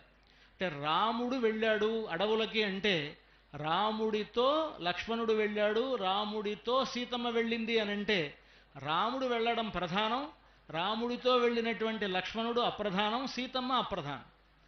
కనుక సహా అనేటువంటి ఒక మాట సంస్కృతంలో చెప్తే కూడి, ఒక వాళ్లతో కూడి అని అంటే ఆయన ఆ ఎవరైతే కూడించుకున్నారో వాళ్ళు గొప్పవాళ్ళు తప్ప మిగతా వాళ్ళు కాదు. మనకి చక్కగా పోతన్న గారు ఒక పద్యం చెప్పారు. మెరుపు చంగటనున్న మేఘంబు కైవడి నువ్విద చెంతనుండ వెలుగువాడు అనుకోండి, ఏదో పద్యం అక్కడ చెప్పేటప్పుడు పోతన్న గారు అంటారు మెరుపు చంగటనున్న మేఘంబు కైవడి అంటే మెరుపు పక్కన ఉండేటువంటి మేఘము అని మెరుపుకి ప్రాధాన్యత ఇచ్చి మెరుపుకి పక్కన ఉండేటువంటి ఆ రాముణ్ణి అప్రధాన్యం చేసి ఇందాకే చెప్పుకున్నామండి మేఘం లేకపోతే మెరుపు లేదు అన్న. కాదండి, అక్కడ పోతన గారు చెప్పినటువంటి చెప్పవచ్చండి, కానీ రెండు పరస్పర సంబంధం కలిగినటువంటి అది ఉండాలంటే ఇది ఉండాలి, ఇది ఉండాలంటే అది ఉండాలి. కాబట్టి అందం ప్రకారం చూచినా సరే ఇద్దరు కూడా సమానమైనటువంటి అందమైనటువంటి వారే. మీకు ఇంకో విషయం చెప్పాలంటే మేఘం ఎందుకు చెప్పండి. మరి ఇప్పుడు మీరే చెప్పారు కదా స్వామి. మేఘం ఎందుకు అంటే వర్షం కురవాలి కదా. వర్షం కురవాలని వర్షం వస్తుంది అంటే మెరుపు మెరిస్తేనే, మెరుపు మెరిసినప్పుడు ఉండేటువంటి మేఘం ద్వారానే వర్షం వస్తుందని మనకు చెప్తారు. మెరుపు మెరవకపోతే మెరుపు మెరవకుండా మేఘాలు ఉన్నాయనుకోండి, ఆ మేఘాల వల్ల ఏ ప్రయోజనం ఉండదు. మెరుపు ఉన్నప్పుడు ఆ మెరుపు మెరిసినప్పుడు ఉండేటువంటి మేఘానికే వర్షం కురిసేటువంటి శక్తి ఉంటుంది. కనుక అమ్మవారు మెరుపుగా ఉన్నప్పుడు అమ్మవారి పక్కన ఉండేటువంటి స్వామికే శక్తి ఉంటుంది. కానీ లేకపోతే ఆయన వర్షానికి ఎలాగైతే వర్షం కురిపించేటువంటి శక్తి మేఘానికి ఎలా అయితే ఉండదో మనలాంటి భక్తుల్ని మేఘం రక్షించేటువంటి కరిగితే వర్షం శక్తి. వస్తుంది స్వామి, ఆ, మేఘ తాడనం వల్లే మెరుపు ఏర్పడుతుంది. మీకు ఆ మేఘం మెరుపు లేకపోతే మెరుపు లేనటువంటి మేఘం వర్షించదు అంటారు గనక ఆ వర్షించేటువంటి శక్తి ఆయనకు ఉండదు. శివశక్త్యాయుక్త. ఆవిడతో కలిసి ఉంటే ఆయనకి శక్తి ఉంటుంది, లేకపోతే ఆవిడ లేకపోతే ఆయనకి శక్తి లేదు. ఆయనేమీ లేదండి, ఆయన శక్తివంతుడే. ఇవన్నీ నా మాటలు కావు. మేము నా మాటలు చెప్పండి స్వామి, పురాణాధారంగానే చెప్తున్నాము. ఆయన ఒక్కడే ఉంటే చాలు, శక్తివంతుడే రామచంద్రమూర్తి కూడా. ఎట్లా? కాబట్టి అందగాడే. ఎట్లా ఎట్లా అంటే ఆయన శక్తి ఎలా తెలుస్తుంది? ఆయన శక్తి చాలా మామూలు సంపన్నుడా ఏంటి? శక్తి ఏదో మీకే తెలుసు. వచ్చినటువంటి వాడికి ఇప్పటి వరకు మీకు కన్యాదానంగా మీరు ప్రకటించారు, కన్యాశుల్కంగా వచ్చి విరిచాడయ్యా అంటే ఆయన ఎంత శక్తివంతుడో తెలియదా? ఆయన తప్ప ఇంకెవరైనా ఆ ధనుర్ని విరవగలిగారా? అప్పటి వరకు చాలా మంది వచ్చారు, పాపం లేవద్దామని ప్రయత్నం చేశారు, కానీ ప్రయత్నం లేకపోయింది. అయినప్పటికీ కూడా పాపం చాలా మంది ఈమెని అడగటం కోసం ఎంతో మంది దండెత్తి వచ్చి యుద్ధాలు చేశారు. యుద్ధాన్ని సైతం మళ్ళా ఆయన శివుడి గురించి తపస్సు చేసి మళ్ళా దాన్ని అంతా కూడా నిలుపుదల చేసుకున్నారు జనక మహారాజు గారు. ఆ తర్వాత రాముడు వచ్చిన తర్వాత కదండి ఆయన ఎంత శక్తిమంతుడో. ఏదో పెళ్ళున విరిగే విల్లు, గల్లుమనే గంటలు, ఆ జల్లుమనే సీత అన్నట్లుగా ఆయనకు ఒక్కసారిగా ఆయన విరిస్తేనే కదా ఆవిడికి జలతరింతనేటువంటిది పుట్టింది. ఆయన రాకపోతే ఆమెకి లేదు. కాబట్టి ఈయన శక్తివంతుడే. మీరు అలా అనుకుంటున్నారు, కానీ ఆయనకు అలాంటి గొప్పతనం అంతా కూడా ఆవిడే కల్పించింది, లేకపోతే ఆయనకు ఆ గొప్పతనం లేదు. ఎందుకంటే ఆయన కంటే ముందే ఈ లోకానికి వచ్చింది. ఆవిడ వచ్చిందని ఆయన బయలుదేరి వచ్చాడు.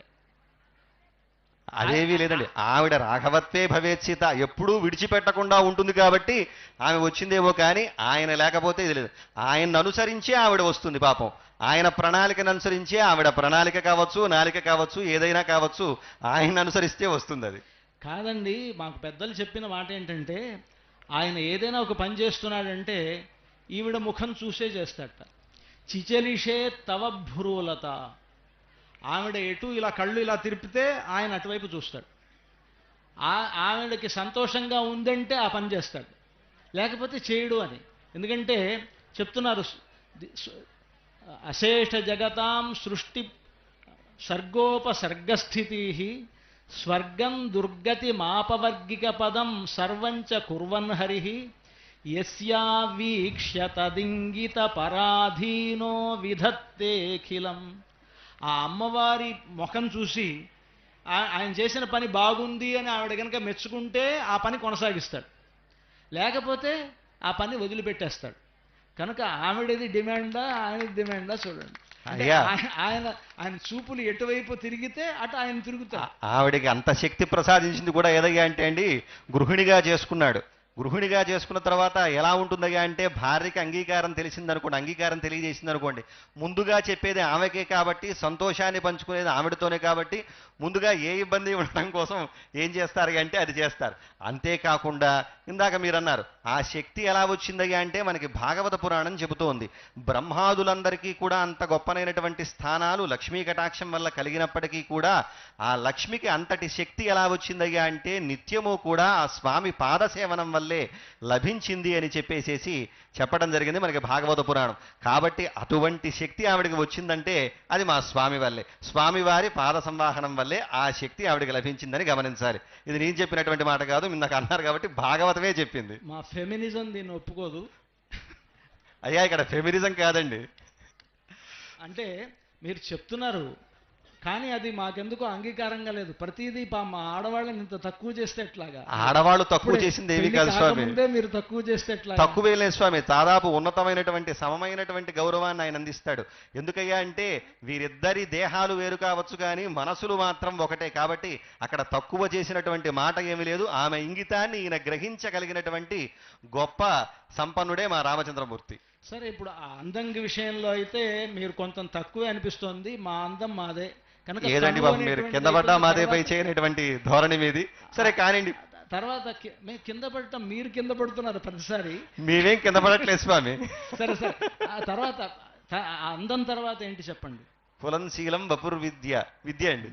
ఇంకా విద్య అంటే ఆవిడే స్వరూపం. విద్య అంటే ఆవిడికి వేదవతి అని పేరు. ప్రతిరోజు ఇక్కడ భద్రాచలంలో ఆవిడికి హారతిస్తూ మహాదేవ్యై చ విద్మహే వేదవత్యై చ ధీమహి అని మేము అంటాం. అంటే వేదవతి అని పేరు. లోకంలో అన్ని చదువులలో కూడా గొప్ప చదువు ఏమిటంటే వేదమే అని అంటాం. అందరూ అన్నీ కూడా మనం చెప్పేటప్పుడు అన్ని వేదాల నుంచే పుడుతోంది, వేదాల నుంచే పుడుతోంది అని మనం అంతా చెప్తున్నాం కదా. ఆవిడ ఎవరు అనంటే వేదవతి, అంటే వేదమును కలిగినది. వేదమును అంటే జ్ఞానము అని అర్థం, అంటే జ్ఞానము కలది అని అర్థం. కనుక జ్ఞానము మూర్తీభవించినటువంటిది ఆవిడ. ఆవిడ గురించి చెప్తారు, యజ్ఞ విద్య, మహావిద్య, గుహ్య విద్యా చ శోభనే, ఆన్వీక్షకీ త్రయీ వార్త, దండనీతిస్త్వమేవ చ. ఆన్వీక్షకి, త్రయీ వేదము, వార్త, ఇవన్నీ ఏవైతే శాస్త్రాలు చెప్తున్నారో అవన్నీ కూడా ఆవిడే. ఆవిడవన్నీ కలిగి ఉన్నది. వేదవతి అని ఆవిడకి పేరు. అంటే చక్కటి జ్ఞానం కలిగినటువంటిది అనుకున్నామండి. కానీ వినండి, చెప్పండి. చదువు అనేటువంటిది చూస్తే ఇవన్నీ ఆవిడ దగ్గర ఉన్నది. అంటే ఆ చదువు అనేటువంటి దానికి చదువులన్నిటికీ కూడా ఆవిడే ప్రధానమైనటువంటిది. పైగా చెప్తారు, లోకే వనస్పతి బృహస్పతి తారతమ్యం యస్యాః ప్రసాద పరిణామముదాహరంతి, సా భారతి భగవతి తు యదీయదాసి, తాం దేవదేవ మహిషీం శ్రియమాశ్రయామః. లోకంలో అందరూ అనుకుంటూ ఉంటారు, పలానివాడు చాలా గొప్పవాడు, చదువుకున్నవాడు, ఒకడు చాలా ఏమి చదువు రానటువంటి వాడు, ముద్దులాగా ఉన్నాడు అని అంటారు. ఈ రెండు కూడా ఎవరి వల్ల వస్తుంది అనంటే సరస్వతీదేవి అనుగ్రహిస్తే అనుగ్రహించిన వాడు గొప్ప విద్యావంతుడు అవుతాడు. సరస్వతీదేవి యొక్క అనుగ్రహం లేకపోతే వాడు వనస్పతి అవుతాడు, అంటే ముద్దులాగా తయారవుతాడు. కనుక ఇవి రెండు కూడా సరస్వతి యొక్క అనుగ్రహం అనుకుంటే, అటువంటి సరస్వతి సా భారతి భగవతీతు యదీయదాసి. ఆ సరస్వతీదేవి లక్ష్మీదేవికి దాసురాలట. ఎందుకు దాసురాలయ్యింది అనంటే, ఆవిడెవరు? విష్ణుపత్ని. బ్రహ్మదేవుడెవరు? విష్ణు యొక్క నాభి కమలం నుంచి పుట్టినటువంటి వాడు. అంటే బ్రహ్మదేవుడు విష్ణు యొక్క కుమారుడు. బ్రహ్మదేవుడి భార్య సరస్వతి. అప్పుడు సరస్వతి లక్ష్మీదేవికి ఏమవుతుందంటే కోడలవుతుంది గనక, కోడలు ఆవిడికి దాసే కదా, ఆవిడికి దాస్యం చేస్తుంది, పెద్దవాళ్ళకి సేవ చేయాలి. కనుక అలాంటి గొప్పతనం కలిగినటువంటిది ఆవిడ. అంటే సరస్వతీదేవిని, చదువుల తల్లి అయినటువంటి సరస్వతీదేవిని కూడా ఆవిడ చేత సేవ చేయించుకునేటువంటి ఒక గొప్పతనం కలిగినటువంటిది మా సీతమ్మ. గనుక విద్య అన్నారు కదా, ఆ విద్య అనేటువంటిది పరిపూర్ణంగా ఆవిడ దగ్గరే ఉంది. అయ్యా, వేదాశాస్త్రాన్ని విజ్ఞానం ఏతత్ సర్వం జనార్దనాథ్ అన్నట్లుగా మొత్తం వేదాది శాస్త్రాలు మొత్తం వచ్చాయి అంటే అది ఆయన యొక్క అనుగ్రహమే. మొత్తం ఇప్పుడు ఇందాక మీరు అన్నారు అన్వీక్షకి త్రీ వార్త అని మొదలైనటువంటి శాస్త్రాలు కావచ్చు, వేదం కావచ్చు, అది మొత్తం కూడా మావాడి సొత్తు. అంతేకాకుండా వేదాధ్యయన పరుల్లో ఎవరు గొప్ప అయ్యా అంటే మనకి బృహస్పతి, ఆ తరువాత శివుడు, వీళ్ళందరికన్నా కూడా అనంత వేదాధ్యాయిని, అనంత శాఖలతో ఉన్నటువంటి వేదాన్ని అధ్యయనం చేసినటువంటి ఏకైక వ్యక్తి ఎవరయ్యా అంటే రామచంద్రమూర్తి, విష్ణుమూర్తి. అలాగే ఇందాక మనం చూసినట్లయితే మీరు ఇందాక ప్రారంభంలో ఉన్నారు, మేము నిత్యం కూడా ఆరాధన చేస్తూ అని చెప్పి, కళ్యాణంలో చేస్తూ కూడా అనంత వేదాధ్యాయినే అచ్యుత పరబ్రహ్మణే అంటూ కూడా నిత్య కళ్యాణంలో కూడా మా స్వామి యొక్క విజ్ఞానవంతాన్ని మొత్తం చెబుతూ మొత్తం విద్య మొత్తం కూడా తెలిసినవాడు, వేదాన్నంతా కూడా ఎరిగినటువంటి వాడు అని చెప్పి చెప్పడం జరిగింది. అంతేకాకుండా ఆయన్ని తెలుసుకోవాలయ్యా అంటే అది సామాన్యమైనటువంటి వేదాంతులకు సైతం కూడా కష్టమైనటువంటి విషయం. అటువంటి గొప్పమైనటువంటి గహరమైనటువంటి జ్ఞానం కలవాడు. అంతేకాకుండా హయగ్రీవ రూపాన్ని ధరించి విద్యా హయగ్రీవుడుగా వెలుగొందుతూ జగత్తంతటికీ కూడా జ్ఞానాన్ని ప్రసాదించినటువంటి వ్యక్తి ఎవరయ్యా అంటే రామచంద్రమూర్తి. విద్య అయిన తర్వాత విద్య అంటే విద్యలో సమానం ఇవి ఒకటే కాదండి, కేవలం దాంట్లోనేనా అంటే ఇందాక రామాయణంలో చూసుకున్నప్పటికీ కూడా ఆయన యొక్క విద్యావంతత్వం మనం చూసినట్లయితే గనక చాలా గొప్పనైనటువంటి విశేషాలు చెబుతారు. సర్వశాస్త్ర విశారద అని చెప్పినట్లుగా, అంతేకాకుండా ధనుర్విద్యలో ఆయనకి సాటినైనటువంటి వాడు లేడనటువంటిగా, అంతేకాకుండా గాంధర్వేచ భువిశ్రేష్టో బభూవ భరతాగ్రజ అని చెప్పినట్లుగా రామచంద్రమూర్తి ఎంత గొప్పవాడయ్యా అంటే ఆయన భక్తులందరూ కూడా అంత గొప్ప సంగీత జ్ఞానాన్ని పొందాడు. దేనికయ్యా అంటే ఆయన సంగీతంలో ఉన్నటువంటి వాడు, సంగీతంలో దాదాపుగా నిష్ణాతుడు. గాంధర్వేచ భువి శ్రేష్ఠ, ఈ భువిలో గాంధర్వ విద్యలో గొప్ప శ్రేష్ఠుడు ఎవరయ్యా అంటే రామచంద్రమూర్తే. భరతమందు రాగమందు తాళమందు అగ్రేసర అంటే రామచంద్రమూర్తితో ఉన్నతమైనటువంటి విద్యా సమానుడు కానీ ఏ శాస్త్రంలో చూసినప్పటికీ కూడా రామచంద్ర మించినటువంటి విద్యావంతుడు లేనేలేడు. కాబట్టి విద్య పట్ల చూసినట్లయితే మా రామచంద్రమూర్తే గొప్ప విద్యావంతుడు అని చెప్పి మనం అర్థం చేసుకోవచ్చు. అంటే సరే మీ రామచంద్రుడు విద్యావంతుడు సరే, అలానే మా అమ్మ ఏమి తక్కువదని మేము అనలేదు కదండి. నేను మామూలు చెప్తున్నాను, మీ కన్నా మీ కంటే అంటే మీరు పోనీ మీరు అలా అన్నారని చెప్పేసి అనొచ్చు. ఆ తర్వాత అయ్యా తర్వాత వయోవిత్తం, వయస్సు, ఇంకా వయస్సు దాని గురించి చూడాల్సిన అవసరం లేదు. ఎందుకంటే పెళ్లి చేద్దాం అనుకున్న తర్వాత వాళ్ళకి వీళ్ళకి ఆ పొత్తు కుదిరితేనే ఆ వయస్సును బట్టే కదా మనం పెళ్లి చూద్దాం, పెళ్లి చూపులు, ఈ ఎదుర్కోళ్ళు సన్నాహాలన్నీ చేస్తాం. ఆ వయస్సు గురించి మనం ఆలోచించక్కర్లా. అయ్యా అష్టవర్ష భవేత్ కన్యా అన్నట్లుగా ఆవిడ కన్యాదానాన్ని ఇవ్వటానికి యోగ్యతగా ఉందని చెప్పేసి మేము భావిస్తూ ఉన్నాం. మావాడు కూడా 12 సంవత్సరాల వయసు కలవాడే. శాస్త్ర ప్రకారం చెప్పినట్లు సరే, ప్రస్తుతం మనం శాస్త్రం మాటలు పెడితే మనకి ఇబ్బందిగా ఉంటుంది కాబట్టి భర్త వయస్సులో భార్యకి సగం ఉండాలి అని మనకి శాస్త్రం. కాబట్టి ఆ విధంగా శాస్త్ర సమ్మతమైనటువంటి విధానంలోనే వయస్సు కూడా రామచంద్రమూర్తి కలిగి ఉన్నాడని చెప్పేసి మనం చెప్పవచ్చు. విత్తం, అయ్యా ఆ విత్తం అనేటువంటిది మీ రాముడి దగ్గర ఏమీ లేదనిపిస్తోంది. విత్తం అంటే డబ్బు, ఆ డబ్బు ఈవిడ దగ్గరే ఉంది. ఈవిడుంటేనే ఆయనకి డబ్బులు. అయ్యా ధనం కన్నా కూడా గుణం ముఖ్యమని చెప్పేసి అంటారు. మనకి ఏంటయ్యా అంటే ధనం అంటే గొప్పది కాదు, కేవలం గుణవంతుణ్ణి మాత్రమే లోకం గొప్పగా కీర్తించడం జరుగుతుంది. కాబట్టి అటువంటి గుణ సంపద కలిగినటువంటి వాడు రామచంద్రమూర్తి. చెప్తున్నాను వినండి. సశ్లాఘ్య సగుణీ ధన్య సకులీన సబుద్ధిమాన్ యంత్వం దేవి నిరీక్షసే. ఓ తల్లి, నువ్వు ఎవరినైతే చూస్తావో వాడు సశ్లాఘ్య, వాడు అందరి చేత కీర్తింపబడతాడు. సగుణి, వాడికే గుణం ఉన్నట్టు. మీరు గుణం అన్నారు కదా, డబ్బు లేకపోయినా గుణం ఉందన్నారు. ఆ గుణం కూడా ఆయనకు వచ్చిందంటే ఈవిడి చూపు వల్లే ఆయనకు గుణాలు వచ్చి ఉంటాయి. లేకపోతే ఆయనకి నిర్గుణుడు అవుతాడు ఆయన. ఎందుకంటే వేదాలు కూడా చెప్తున్నాయి ఆయన నిర్గుణుడు అంటున్నాయి. ఆయన నిర్గుణుడైతే అలాంటి నిర్గుణుడు సగుణుడు అవుతున్నాడంటే ఈవిడ చూపులు పడి ఉంటాయి. కనుక నిర్గుణుడికి కూడా గుణి అయ్యాడు అంటే సశ్లాఘ్య సగుణి ధన్య. ధన్య అంటే డబ్బున్నవాడు అవుతున్నాడు. ధన్య, ధన్యుడు అంటే ధన్యులం అనుకుంటాం కదా, అలా ధన్యత్వం కూడా ఆయనకి అప్పుడే ఏర్పడుతుంది. సకులీన, అలాగే ఆవిడ చూపులు పడితేనే ఆయన కులీనుడు గొప్పవాడు అవుతాడు. సబుద్ధిమాన్, అలాగే మంచి బుద్ధి కలిగిన వాడు అవుతాడు. సశూర, ఆయన గొప్ప శూరుడు అవుతాడు. సచ విక్రాంత, ఆవిడ చూపులు పడితేనే ఆయన గొప్ప విక్రాంతి, గొప్ప క్రాంతి, ఒక విక్రమం ఏర్పడుతుంది. సచ విక్రాంత సశూర సచ విక్రాంత యంత్వం దేవి నిరీక్షసే. ఎవరినైతే ఆవిడ చూస్తుందో ఆవిడ చూపులు పడినటువంటి వాడికి ఇలాంటి మంచి మంచి లక్షణాలన్నీ ఉంటాయి, లేకపోతే ఆయనకు ఉండదు. కనుక అలాంటి గొప్పతనం కలిగినటువంటిది ఈవిడ. అది కాదండి, సూర్యస్యాపి భవేత్ సూర్య, అగ్నేరగ్ని ప్రభో ప్రభు, శ్రియశ్రీశ్చ భవేదగ్ర్య, కీర్తి క్షమా అని చెప్పేసి వాల్మీకి భగవానుడు చెబుతారు. లక్ష్మికే లక్ష్మి లాంటివాడు. ఇప్పుడు ఆవిడ వెలుగొందుతుందయ్యా అంటే దేనివల్లయ్యా అంటే రామచంద్రమూర్తి వల్లే ఆవిడ వెలుగొందుతుంది. కాబట్టి సంపదలో చూచినా సరే రామచంద్రమూర్తిది గొప్ప సంపద కలిగినటువంటి వాడు. ఆమె కన్నా ఉన్నత సంపద కలవాడు, ఆవిడికే సంపదను ప్రసాదించేటువంటి శక్తి కలిగినటువంటి వాడు రామచంద్రమూర్తి. అంతేకాకుండా ఇందాక మనం చెప్పుకున్నట్లుగా ధనమున్నవాడే గొప్పవాడు అంటాడు. కానీ లోకంలో ఇంకొక మాట కూడా ఉంది. ఆవిడేంటయ్యా అంటే చెంచలత్వం కలిగినటువంటిది లక్ష్మి అని చెప్పేసి అంటారు.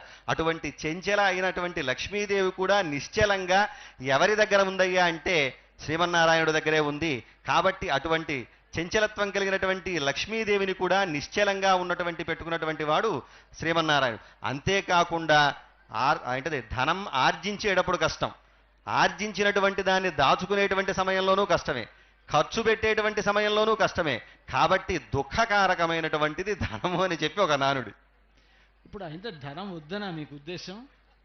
అయ్యా ధనం వద్దని కాదు, మీరు అదే ప్రాధాన్యంగా తీసుకున్నట్లయితే కనుక ఏమంటున్నారంటే విత్తం అని మీరే చెప్పారు, అంటే డబ్బు ఉండాలి అని.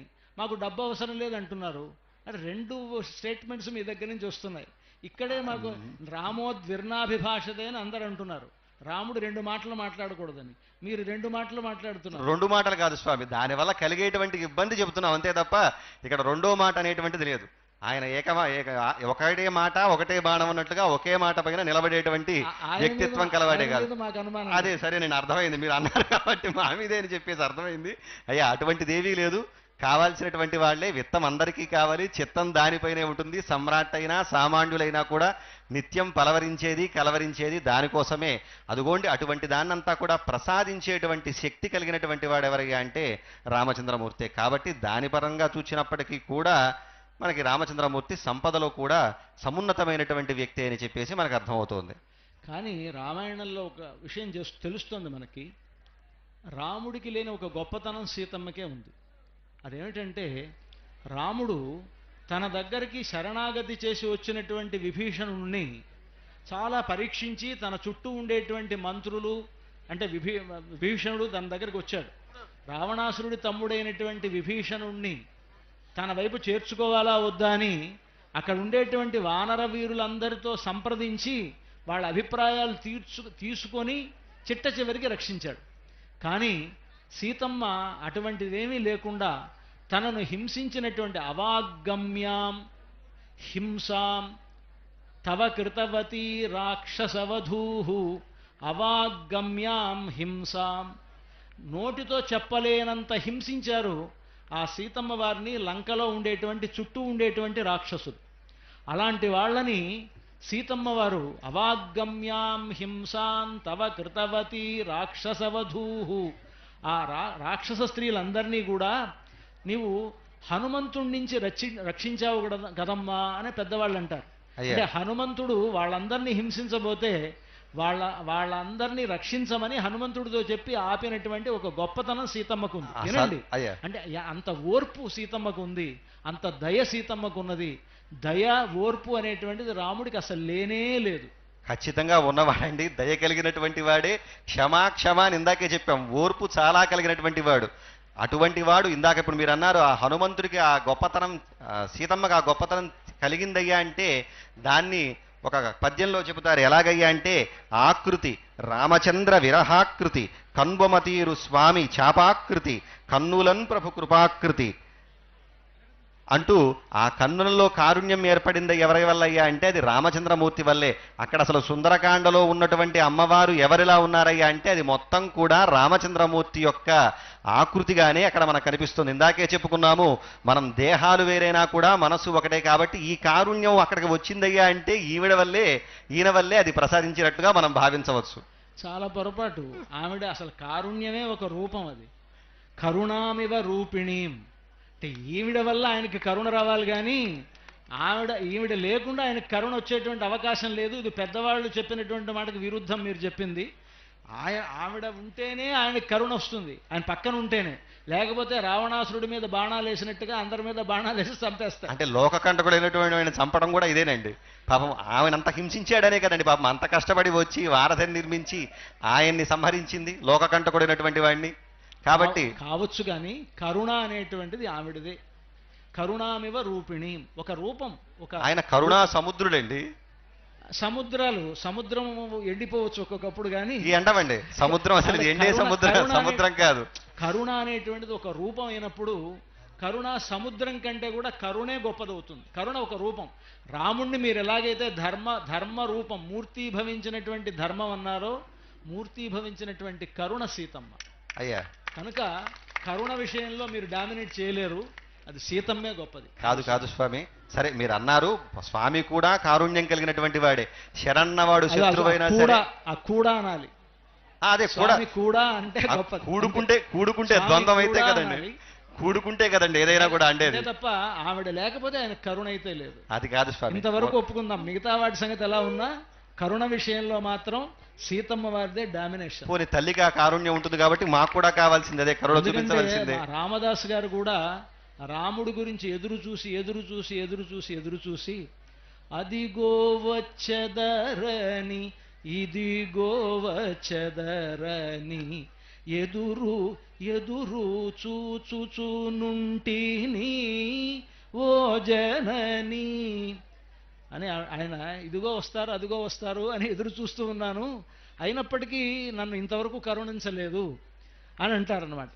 నిజముగా మీ పాద భజన చేసితివని నిర్దయనున్న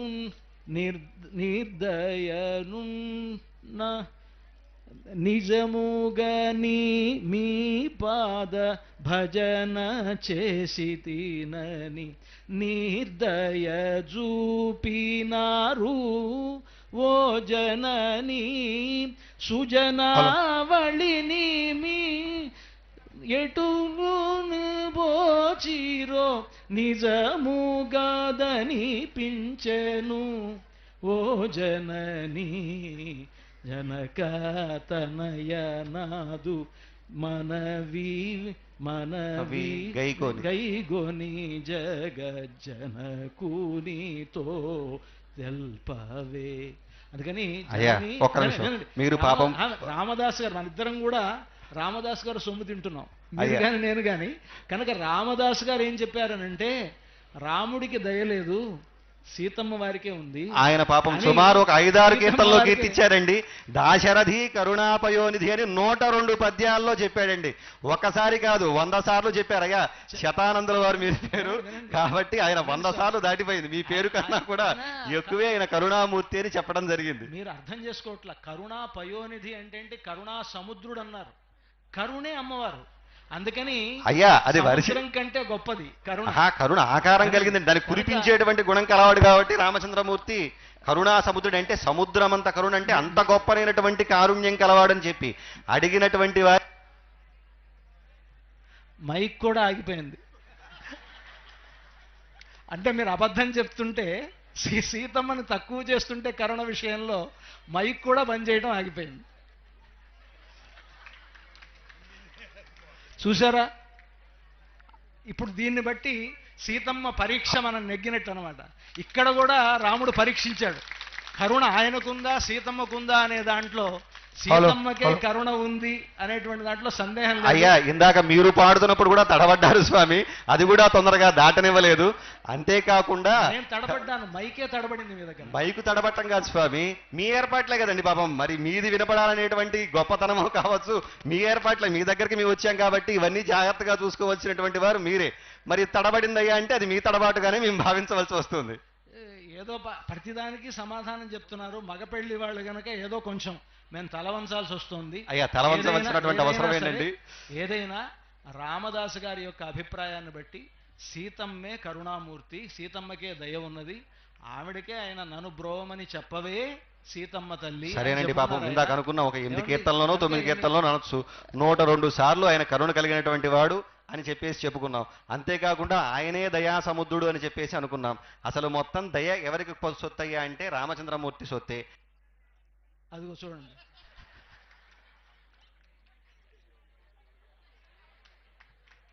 ఇంకా దీని గురించి మనం ఆపేయడం మంచిది. మైకు మనకి మంచి సూచన చేస్తోంది కనుక. ఇప్పుడు సీతమ్మకి దయ ఉన్నది, ఆ దయతో ఎవరికి పోటీ లేదు. దయాశాలి అయినటువంటి సీతమ్మతో ఎవ్వరూ పోటీకి రారు. ఇది రామదాసు గారు లోకానికి నిరూపించినటువంటిది. అందుకనే నా మైకు మాత్రం బాగా పనిచేస్తుంది. అదే చెప్తున్నామండి, మీరు ఏర్పాటు చేసినటువంటివే మైకులన్నీ కూడా. కాబట్టి మా వారి యొక్క ప్రత్యేకతను వినిపించకుండా ఎక్కడైనా మీరు ఎక్కడైనా కొంచెం తగ్గాలి. తగ్గటానికి ఇబ్బంది లేదు స్వామి, మీరు మాకు వినయం కలిగినటువంటి వాళ్ళే, పెద్దల పట్ల వినయం కలిగినటువంటి వారు.